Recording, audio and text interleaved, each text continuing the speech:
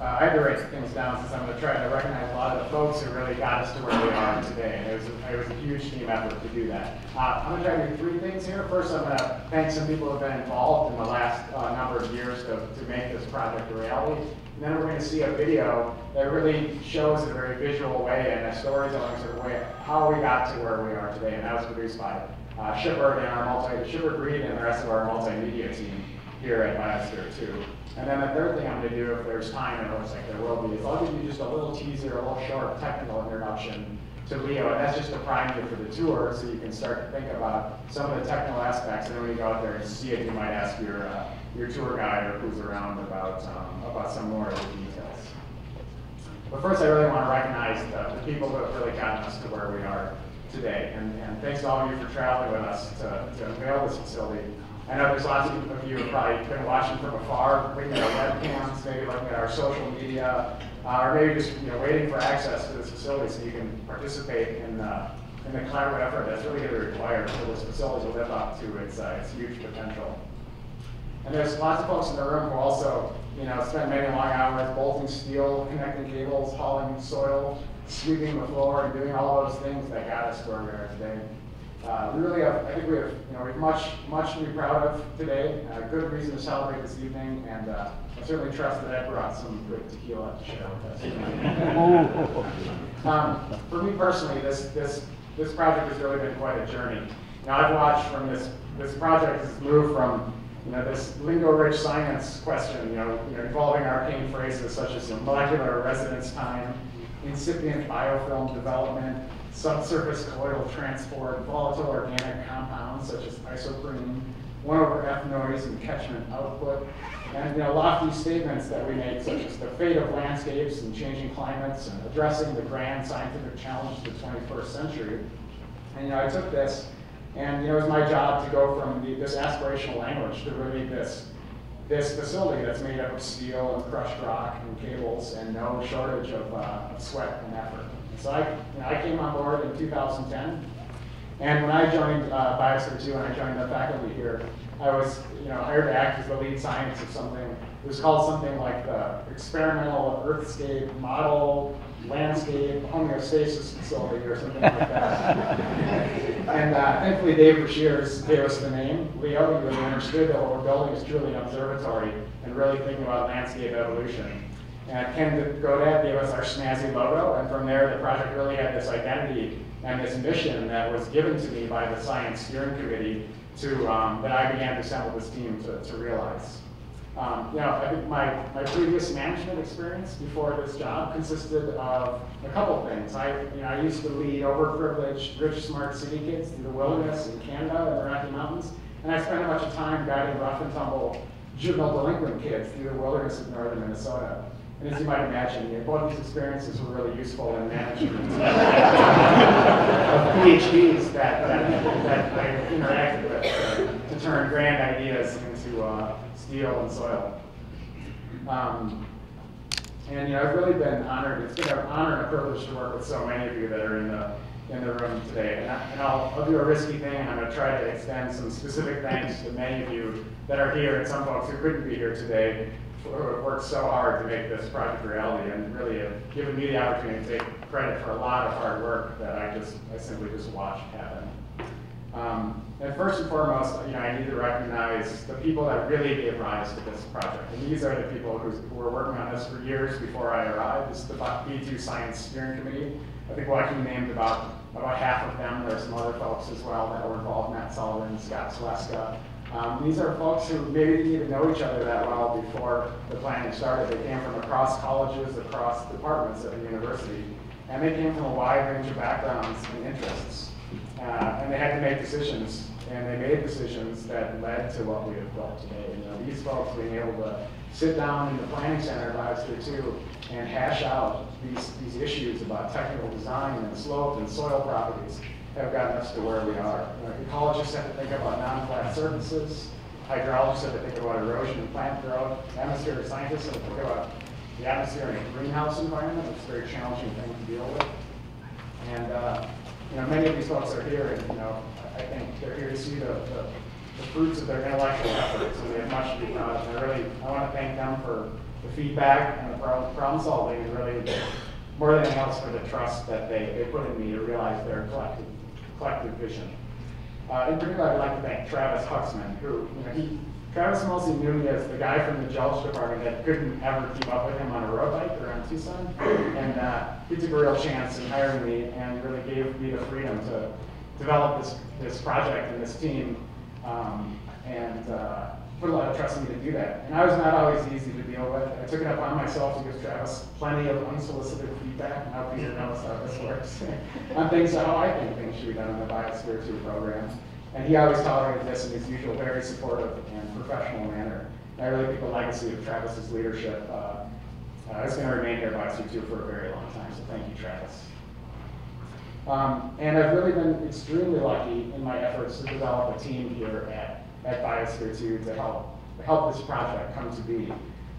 Easily the best part of my job is working with the research support staff here at Biosphere 2, the team of folks that work out here every day to make this happen.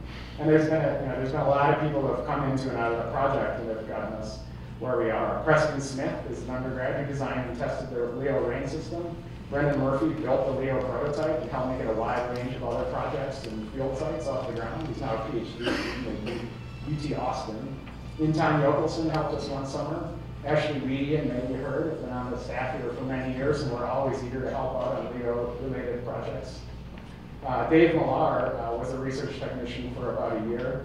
He's now working in land conservation in the medicinal industry in Boulder, Colorado, and he did a really huge amount of work on the Leo sensor network, Leo exhibits, and really did whatever he was told with very little supervision sometimes, frankly. Colby Letwack is a guy who's not here, who's an undergrad at U of A, who literally, I think, cut and measured and labeled and organized almost every single piece of tubing and sensor cable that you see out in the project. This guy was remarkable. He did this field only by the occasion. He's a quiet guy, occasional attaboy, a very low hourly wage, and just a little bit of country music in the office. Thanks also to Joe Martinez, Nick Montano, and Matej Duchek. These are all folks who have done so many IT tasks, database tasks, and really have created the backbone of the system that we build upon. I'd like to especially thank Whitney Henderson, who is she's a research specialist here, master GIS and 3D LiDAR, data wrangler, exceptional field scientist, Leo sensor guru, has really done her best to keep the Leo project and my stressed out career on the rails through her competence, her good cheer, and hard work. So thanks to all of these technicians and research support for all the work that we've been doing over the last few years.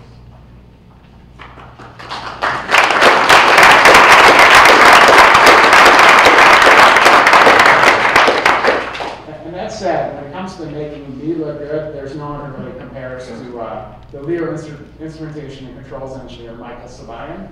Michael single-handedly designed and overseen installation of the entire Leo sensor network, the measurement control hardware, written all the software from scratch, and really done everything that allows us to create and store data from the Leo project. His competence and professionalism is remarkable, and everyone in the project owes a debt of gratitude to Michael for his really amazing efforts and accomplishments over the past couple of years. So thank you, Michael.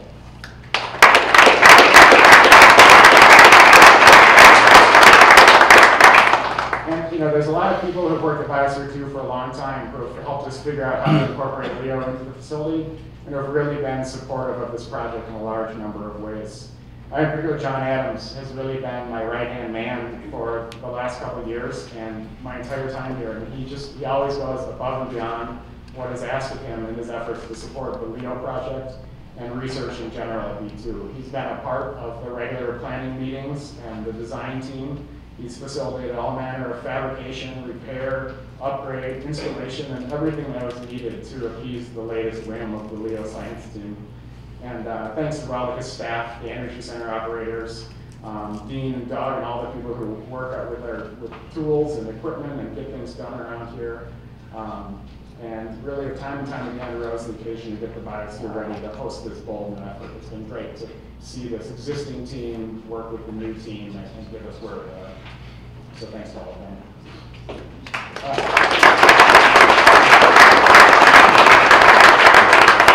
So what I really want to recognize today are are the folks from outside Biosphere 2 and the science faculty who have helped us build LEO. And there's really no way I can really acknowledge the efforts of so many people and what they put forth to make this project so successful and satisfying to me. But I'll give it a shot.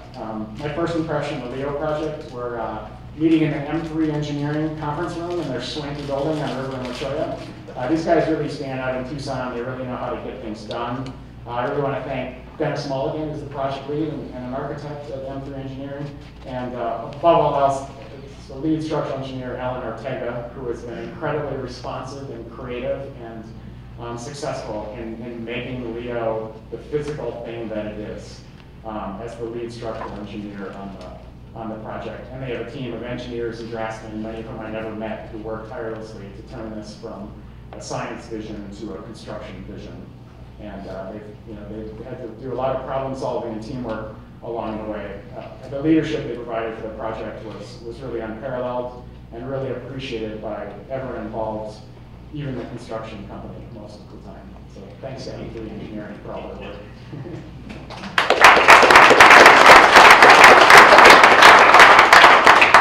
And we're all very deeply indebted to Lloyd Construction. Lloyd Construction was the general contractor and the construction lead on this job. And they got to juggle directives from me and from M3 Engineering and a mind-boggling list of subcontractor tasks and schedules. Fred Farrow, I don't think Fred's not here, he's out chasing elk around somewhere or something. He finally got a break after a year and a half. He was the on-site ringleader of all these guys, and I knew I only needed to chat with Fred if there were concerns about how things were going. He'd give me his usual phrases. Steve, we're racing to completion. Trust me, we'll build it. You'll like it when it's finished. And furthermore, Fred could always tell when the stress of the job was getting to me. And he settled down. He would settle me down. He'd pull out the lower drawer where he kept a secret schedule that only I could see. That was always about 2 weeks ahead of the schedule when he presented at the meetings, and let me know exactly how things were going. And this always led to a lot of pleasant surprises to everyone else at the meetings and our weekly progress reports. Many thanks to Jimmy Stairs, who's Jimmy make it today, who was Fred's right-hand man on site. He's always there with a good morning, Dr. Steve. We're starting to load soil at 10 p.m. in the middle of the summer. And I always had great ideas for solving all the little problems and little challenges of the project. And many thanks also to Rob Skinner, who was the Lloyd construction project manager, kept the bills paid, kept the vendors honest, and he often had to act as good cop and bad cop on the same phone call with some of our more problematic suppliers. I don't think anyone from Honeywell today. They'll be here in about 6 months or so.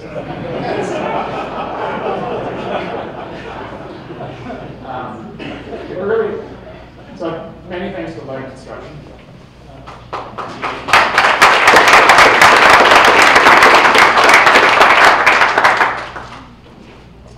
Really, in some ways, the most outwardly impressive firm that we dealt with was Parsons Steel Builders.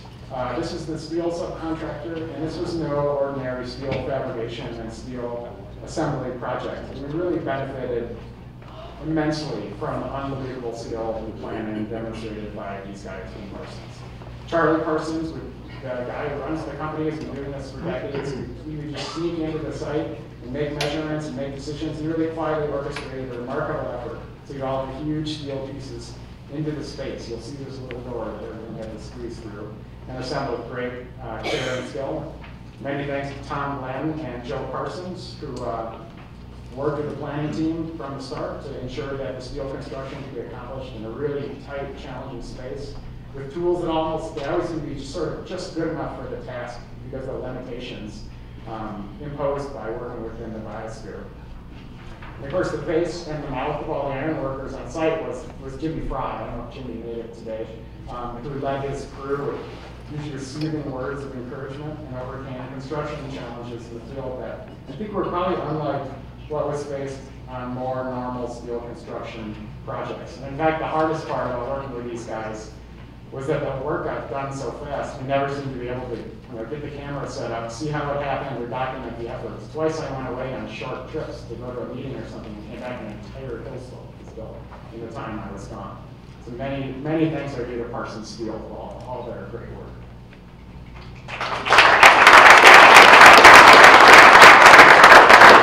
I'd also like to thank the folks from U of A Planning, Design, and Construction, Carl Bajoris, Ryan Dolan, Warren Lee, and some other folks worked tirelessly to be the actual project managers. I take credit for project management, but I can't really keep track of anything. They kept track of all the bills, all the paperwork, all the records, called the meetings, and really made the project. It's up to them to get the project done in the length of time that we have. So they really did an amazing job making sure that all the T's were crossed and the I's were dotted. So many thanks to the good folks from U of A Planning, Design, and Construction.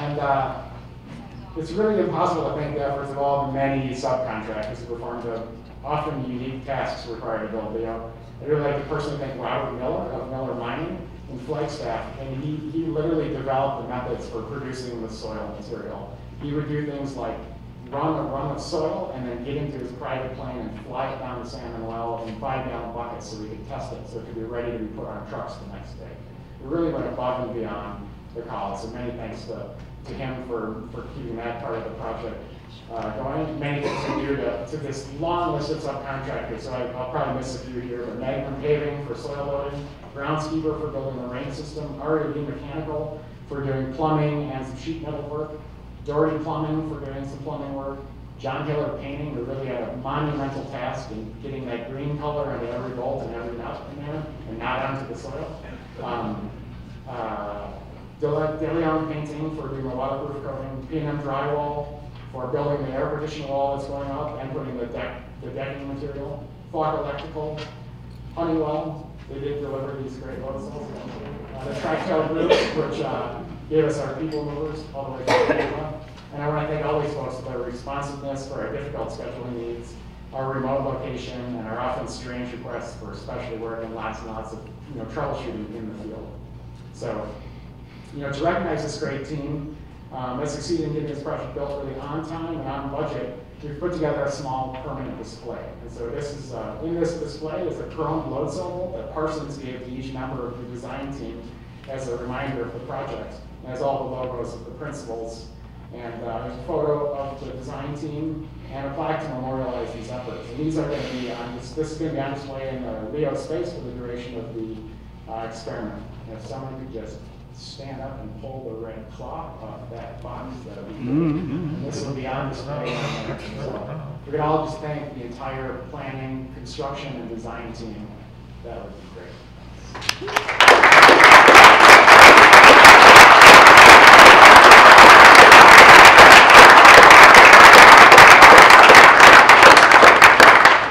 I've missed lots and lots of groups of people that deserve to be thanks, but I'm going to finish up here by acknowledging a group of people that have really been doing an excellent job of supporting the larger mission of Biosphere 2 for the last few years. And these are the folks who do the graphic design, the web design, handle the press, create multimedia content you're going to see today, organize meetings and logistics, support the education outreach mission, and generally have really done literally everything I've asked of them to help develop the larger Leo mission. The mission of outreach and education and interacting with the scientific community and telling what we're doing to the public.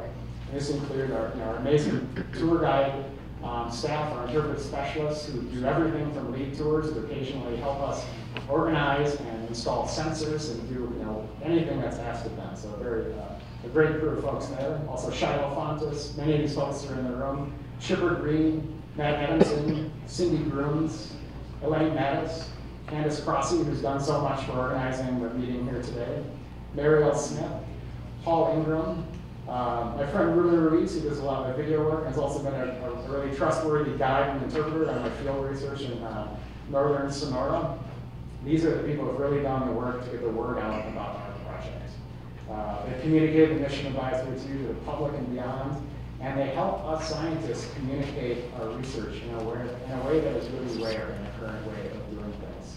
And I certainly hope that Biosphere will be able to continue these type of efforts after the construction wraps up and after my departure. So many thanks to all these folks for all that they've done to help support the mission of the Biosphere 2.